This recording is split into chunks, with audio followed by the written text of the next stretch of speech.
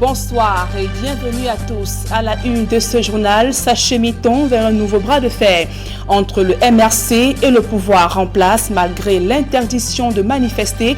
Le parti de Maurice Kamto envisage de maintenir ses marches pacifiques prévues ce samedi 1er juin 2019 à travers le pays. Le gouvernement dénonce le flou qui entoure ces revendications capables de créer des troubles à l'ordre public. Une nouvelle épidémie de poliomyélite frappe la région de l'extrême nord Cameroun. 4 ans après son absence, un cas de poliovirus sauvage a été enregistré.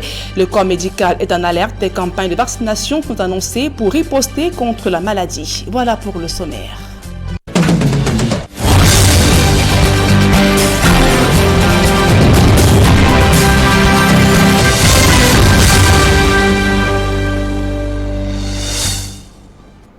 Mesdames, Messieurs, une fois encore, bonsoir et merci d'honorer ce rendez-vous de l'information sur Equinox Télévision. Je vous le disais en titre, malgré l'interdiction brandie par le gouvernement, le MRC signe et persiste. Les marches pacifiques prévues demain auront bel et bien lieu à travers le pays. Annonce a été faite donc par le premier vice-président du parti, Mamadou Mota, était ce jour face à la presse à Yaoundé. Le reportage de Aïe Cyril. Nous allons prendre toutes les responsabilités demain si j'irai en prison. Et je serai fier d'être en prison. Le MRC persiste et signe. La marche prévue ce 1er juin 2019 sur l'ensemble du territoire national aura bel et bien lieu. Marcher est un droit garanti par la Constitution du Cameroun. Nous ne marchons pas pour casser, nous allons marcher pour exprimer notre opinion sur un certain nombre de choses que nous trouvons pas normales pour l'avenir de notre pays. Précision a été faite au cours d'une conférence de presse donnée par le premier vice-président du MRC à Yaoundé. Mamadou Mota revient sur les motivations du mouvement pour la renaissance du Cameroun. Si demain, un Camerounais pense que la gestion de la canne a été calamiteuse ainsi que les milliards y afférents, qu'il se lève demain et se joint à la marche. Si un Camerounais veut dire non au transfert de pouvoir de gré à gré, qu'il se lève demain pour dire non. Si un Camerounais se sent concerné par ces souffrances faites de main d'hommes à nos frères et à nos soldats dans les zones du nord-ouest, c'est-à-dire le nord-ouest et le sud-ouest, qu'il se lève demain. Alors que l'on annonce l'interdiction de la marche par les autorités administratives, le premier vice-président du MRC invite plutôt les forces de l'ordre à encadrer cette marche.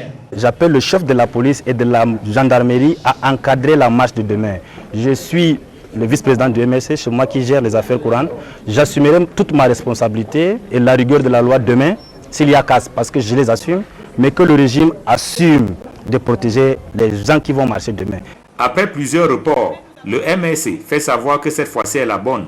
Les marches dites blanches vont bel et bien reprendre ce 1er juin 2019. Moi, je prendrai ma responsabilité à la marche du MRC, qui prennent la leur.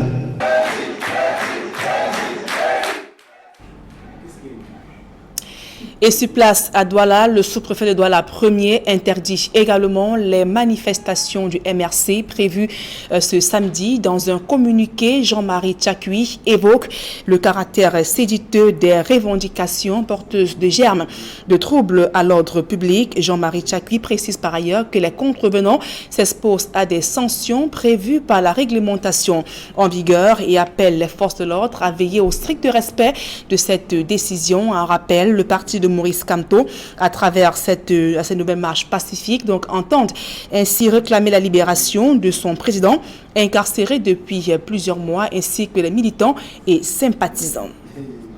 Au moment où s'achève l'année scolaire, l'heure est au bilan au sein de la communauté éducative. Ce soir, nous nous intéressons aux déplacés de la crise anglophone ayant trouvé refuge dans le département du Mungo, région du littoral. Apprenants, parents et enseignants appellent de tout leur cœur au retour à la paix dans les régions du nord-ouest et du sud-ouest Cameroun au regard des multiples difficultés rencontrées durant l'année scolaire. D'autres précisions dans ce reportage de Jacquino Molon et Gladys Sidi.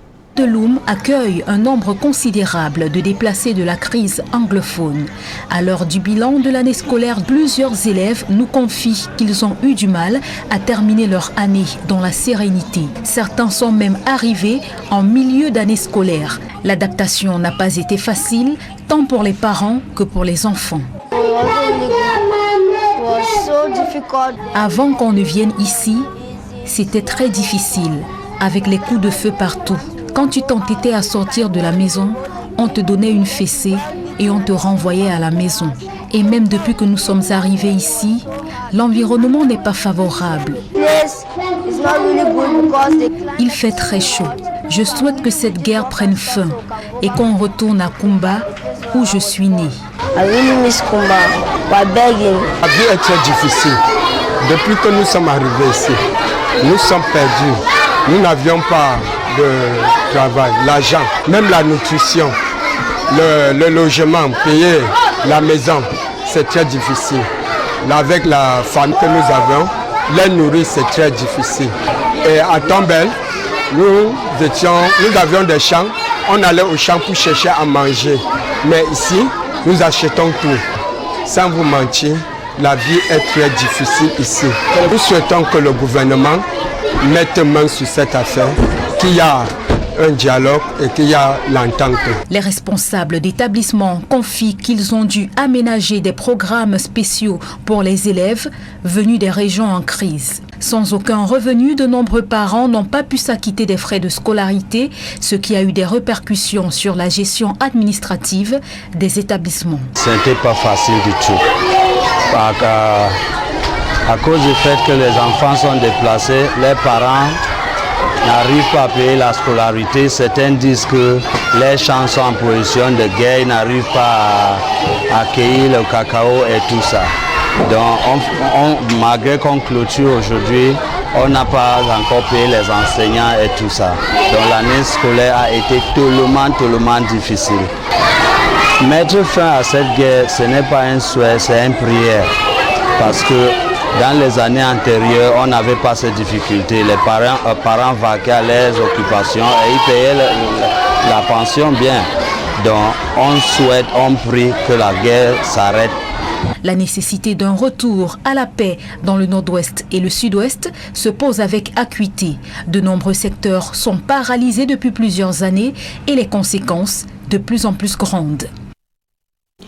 Lutter contre les bandes armées sécessionnistes, la criminalité ainsi que le banditisme, voilà entre autres quelques missions assignées à 8 nouveaux officiers promus à des postes de responsabilité au sein de la Légion de gendarmerie du littoral. Ils ont officiellement pris le commandement ce vendredi à Douala. Innocent Abega et Sylvestre Zangaro.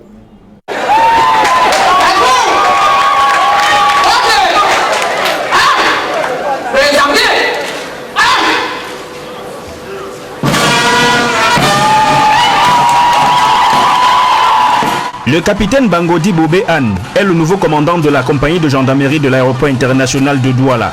Elle a pris le commandement au même moment que 7 autres officiers de la gendarmerie nationale. Ils sont donc 8 au total qui ont été nommés le 5 mars dernier par le président de la République à des postes de responsabilité dans la Légion de gendarmerie du littoral.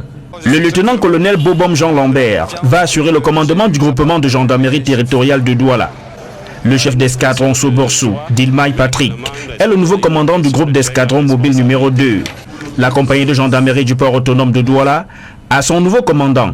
Il s'agit du chef d'escadron Aïssi Nanga Parfait. Le capitaine AC Martin Benjamin aura désormais la charge de commander l'escadron mobile numéro 24, chargé du port autonome de Douala. Le capitaine Dassi Modeste Naba prend la tête de la compagnie de gendarmerie de Douala 2. Et le chef d'escadron Babila Lancho Cyril Roméo va commander la compagnie de gendarmerie de Douala 1. Plus jeune de ces officiers promus, le lieutenant Beke Guy Serge est le nouveau commandant de l'escadron mobile numéro 21 à Douala. À ces hommes et femmes, le colonel François Bina Handa, commandant de la Légion de gendarmerie du littoral, a donné des consignes précises. La sécurisation des personnes de leur bien, le combat contre les groupes sécessionnistes venant de la région du sud-ouest nord, pour qu'il y ait dès lors déstabiliser les populations et même pour tuer.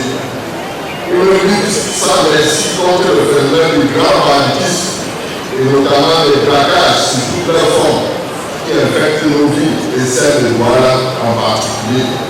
Les nouveaux promus affirment être prêts à affronter les défis qui les attendent. À Douala 1 se trouve le fief de le centre administratif. En même temps se retrouvent des grands établissements hôteliers. En même temps, sous mon commandement, j'aurai à ma charge 3 grands marchés, les principaux marchés de la ville de Douala. Et du coup, cela me montre à cœur ce que j'ai à faire. Les collaborateurs, je les dirais, je suis vraiment, c'est-à-dire que d'être présent dans le service, c'est ça d'abord. Comme le collégion l'a dit, nous sommes à la lisière de la région du sud-ouest. Vous connaissez bien la situation là-bas. Et au-delà de ça, nous sommes dans une ville qui est à peu près le laboratoire de toutes les situations émergentes, les menaces émergentes. Une impression de très grande responsabilité pour un engagement à plus d'ardeur au travail et à mériter la confiance du haut commandement. Il ne reste donc plus qu'à attendre de voir cette détermination à assurer la sécurité des personnes et des biens effectifs sur le terrain. Le préfet de la Haute-Sanaga tense les conseillers municipaux de la commune de Bandiok qui se soucient de moins en moins du bien-être des populations. Malgré la disponibilité des ressources financières, très peu de projets sont réalisés dans le cadre de l'assainissement de la ville ainsi que de l'amélioration des conditions de vie des populations. L'autorité administrative vient de présider une session houleuse du conseil municipal. Le reportage de Marcelin Gansop-Chalminingui. D'être réglé. Allez donc lui dire que le préfet a d'abord dit que la ville est sale. Le préfet de la Haute-Sanaga donne ainsi le ton. C'est que la commune de Bandiok croule sous le poids de l'insalubrité, de la promiscuité et de l'enclavement. Il y a de l'argent disponible, mais qui n'est pas dépensé, alors que les populations ont des besoins pressants. Quand on voit même la ville de Bandiok, il y a une dépense qui est urgente, c'est-à-dire l'hygiène et salubrité. C'est une dépense qui est urgente. Maintenant, il y a l'argent, il y a la broussaille, et on ne dépense pas l'argent. Et alors que l'argent est là. C'est dans ce paradoxe-là que nous fonctionnons. Aussi, l'autorité administrative a-t-il interpellé les conseillers municipaux qui doivent jouer leur rôle à fond en remontant au niveau du maire les difficultés des populations de leurs localités respectives. Comme nous avons un maire qui est fatigué, qui passe 80% de son temps couché dans sa chambre, donc il n'est plus véritablement au contact d'un certain nombre de problèmes, c'est les conseillers qui doivent faire ce travail. Vous voyez l'entrée même de la chefferie, l'entrée-sortie là. C'est elle, conseillère municipale, qui doit venir voir le maire, le décideur, l'ordonnateur, pour lui dire engage une dépense, parce que ça là, ce n'est pas bien. D'autres constats et critiques, non moins acerbes, ont rythmé les travaux de ce conseil, dédié à l'adoption des comptes administratifs et de gestion 2018. On avait un chiffre dans le compte de gestion et de compte administratif, mais en faisant la somme globale des mandats, il y avait un écart en millions. Et le préfet n'est pas passé par 4 chemins pour recadrer le receveur municipal qui jouerait au chat et à la souris. Je tiens à dire clairement à madame le receveur que vous êtes tenu lors de l'examen des comptes à soutenir votre compte de gestion devant les conseillers, en fournissant aux conseillers municipaux toutes les explications souhaitées. Donc je ne veux plus revenir ici un jour pour qu'on joue au chat et à la souris. Non, ça ne se fait pas. Vous êtes comptable, vous savez quelles sont les obligations d'un comptable. Le recouvrement des recettes est un autre serpent de mer dans la commune de Bandiok. Je ne comprends pas pourquoi un côté on est à 136% du taux de recouvrement des recettes. Ici, on est à 50% à peine. Il y a un problème, madame le receveur. Soit le recouvrement ne se fait même pas du tout, soit alors où ça prend une autre direction. Il faut que ce problème-là, qu'on le règle, que je n'entende plus parler du taux de recouvrement de l'ordre de 50%. C'est une démission collective. C'est dans un tel environnement que les comptes administratifs et de gestion 2018 ont été finalement adoptés, alors que Bandiok attend toujours son hôtel de ville. Les travaux qui devaient s'achever en février dernier sont coincés à 30%, 3 mois après le dépassement du délai. Ouvrons à présent le chapitre santé de ce journal. Le Cameroun est confronté à une nouvelle épidémie de poliomyélite 4 ans après son éradication. Un cas de poliovirus sauvage a été enregistré dans la région de l'extrême nord. De sources médicales, le 10 cas proviendrait d'un pays voisin et une campagne de vaccination des enfants de 0 à 5 ans est en cours afin de stopper sa propagation. Des précisions dans ce reportage de Flavien Valondongo. Le Cameroun, qui fait face à une nouvelle épidémie de poliomyélite, est en passe de bénéficier en octobre prochain de la certification des pays exempts du poliovirus sauvage. Le cas de polio découvert et confirmé à l'extrême nord viendrait des pays voisins qui partagent la frontière avec le Cameroun. Après plusieurs décennies consacrées à la lutte contre le virus, le Cameroun, qui semble avoir consenti des efforts matériels, humains et financiers grâce aux partenaires pour le développement, voit son engagement s'émousser avec cette nouvelle épidémie de poliovirus sauvage. Avec ce nouveau cas de polio, l'on pourrait penser que le système de surveillance épidémiologique mis en place au niveau des frontières terrestres serait défaillant.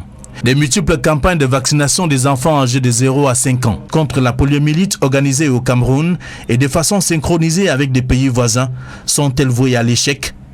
Le processus de délivrance de la certification dont est appelé à bénéficier le Cameroun ira-t-il à terme?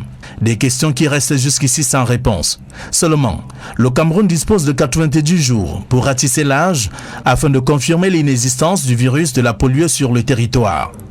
Tout se joue donc dès ce week-end avec la campagne de vaccination des enfants âgés de 0 à 5 ans contre l'épidémie prévue dans les régions septentrionales. La biologie clinique est un maillon essentiel dans la chaîne de prise en charge des patients. Cette position vient d'être réitérée à l'occasion des premières journées camerounaises de la biologie clinique. La profession fait face à une concurrence déloyale de certains aventuriers et plus que jamais besoin d'être donc encadré par la loi. Le compte rendu de Rodrigue Ngassi, Marcelin Gansop. Les premières journées camerounaises de biologie clinique donnent l'occasion de se pencher sur cette spécialité médicale de laboratoire qui constitue à n'en point douter un maillon essentiel dans la prise en charge des patients. Mais comme dans les autres corps de métier relevant de la médecine, quelques goulots d'étranglement existent. C'est le point de qui est directeur technique dans le laboratoire. Parce que vous allez voir un peu la physionomie de nos villes. Les laboratoires ouvrent à tout bout de champ. Donc on se demande vraiment qui peut diriger un laboratoire, qui a les capacités, la formation adéquate pour pouvoir diriger un laboratoire. Et aussi de voir les cabinets médicaux, chacun a un laboratoire, tous les médecins qui s'installent ouvrent les laboratoires. Donc il y a un petit peu d'anarchie dans ce domaine-là. Prise en charge individuelle ou lors des épidémies et autres urgences de santé publique, la biologie clinique est incontournable et mérite non seulement un meilleur encadrement, mais en plus une meilleure vulgarisation, tant il est vrai qu'elle intervient aussi bien dans la prévention, la prise en charge que dans le suivi des patients. Selon les statistiques, elle contribue au diagnostic des affections médicales dans environ 80% des cas. Compte tenu de l'importance de la biologie médicale dans le système de soins, cette spécialité est et reste une priorité pour notre ministère. Ces premières journées camerounaises de biologie clinique tombent donc à pic, puisqu'elles permettent aux professionnels de cette discipline d'échanger et de partager leurs expériences et aux étudiants en médecine de s'abreuver à bonne source. Pas de place donc pour les aventuriers. La création au ministère de la Santé publique en 2013 d'une direction de la pharmacie, du médicament et des laboratoires participe de l'effort des pouvoirs publics à donner à la biologie clinique la place qui est la sienne au cœur de notre système de santé. La biologie au service du clinicien.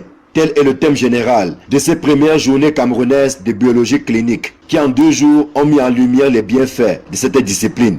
Reste à l'encadrer par une loi plus adaptée, celle de 1990 étant quasiment dépassée.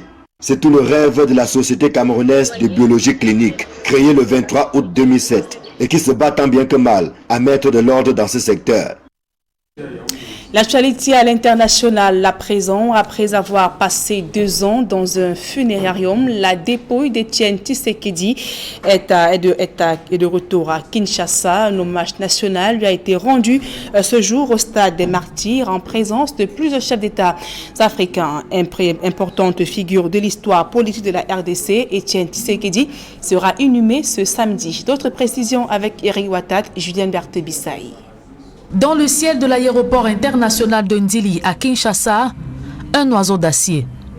À l'intérieur de cet appareil volant se trouve la dépouille d'Étienne Tshisekedi.